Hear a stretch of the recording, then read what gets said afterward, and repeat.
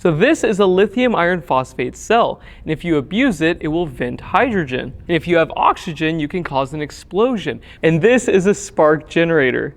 And these long wires go to a safe distance where I have a power supply. We're going to hold the gases in with a piece of wood. Now the hydrogen wants to escape. It's very small and it moves upwards very quickly. But the cell will release a lot of hydrogen very quickly. So hopefully we should be able to get some ignition.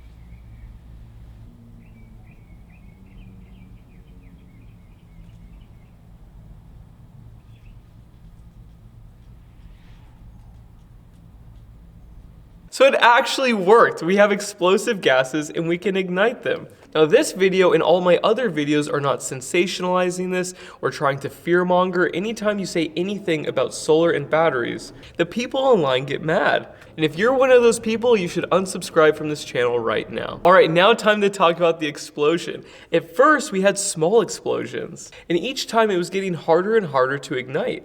And this is because it was starved of oxygen.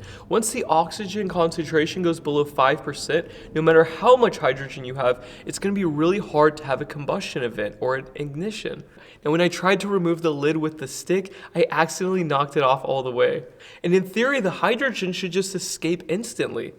Now, lithium iron phosphate cells also give off other gases, and a lot of them are obviously heavier than hydrogen. And they created a thick white smoke at the bottom of the tank. And those were very hard to ignite. Now, something I wasn't expecting is how slow it vented in the beginning. And it took a lot of time for the gases to accumulate to have the first ignition. But later we had a lot of venting, and the amount of hydrogen that was being released is insane. And if you were to contain those gases and have enough oxygen, which is very difficult because these cells can release hundreds of liters of hydrogen and practically no oxygen, which makes it very hard for an explosion. But if you have a contained room and you get that perfect mixture and you have an ignition source right when it's accumulated, you could have a real explosion. And what's crazy is how many liters of flammable gas a single cell can release. This was only a 100 amp hour cell. And in a standard server rack battery, you have 16 of them.